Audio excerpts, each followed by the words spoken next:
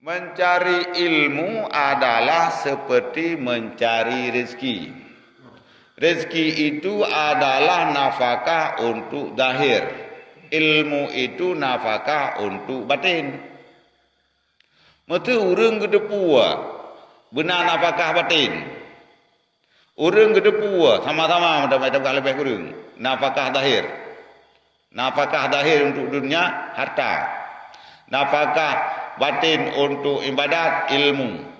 Dina penting harta, dina penting ilmu. Watai nak jawab, gimana jawab? Berapa penting? Ilmu pupu harta. Cina jawab juga.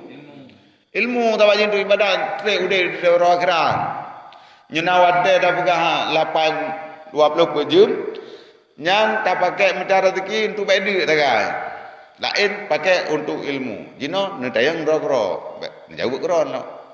Soal jika kita ini orang. Iro neturo 20 per jam. Padin jam yang dipakai minta rezeki, padin jam pakai minta ilmu.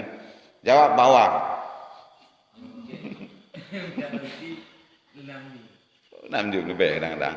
Ilung yang 80 jam. Lung. Yang 12 jam. Hai dalam kedai dari pukul 7, pukul 10 malam datuk kedai. Padin jam. Pukul 7, pukul 10 malam. 12 jam dah apa? 12, 15 jam kan? Macam ni kira apa ni? Pukul 7 dah buka kedai. Datuk pukul 10 malam. Pukul 7 kan 12. Alam dari pukul 7, pukul 10. Laju, 15 jam. Harkat. Ibadat. Kena ibadat kadang juga. Nyokai 15 jam dah pakai harkat. Sedangkan surah semalam 20 per jam. Ibadat 0. 0 tambah 0. 0 kali 0 tambah dengan tetap 0. Lu kan wakron, wakron. Tapi ingin berobat. Kebutuhan ilmu dengan kebutuhan rezeki lebih banyak kelebihan ilmu. Cuma rezeki untuk kebutuhan udah video kan.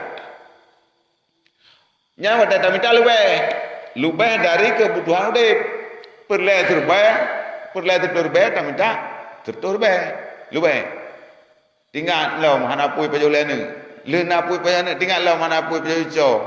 Jangan untuk harta. Sedangkan untuk ilmu beda perah ke cucuk menggeror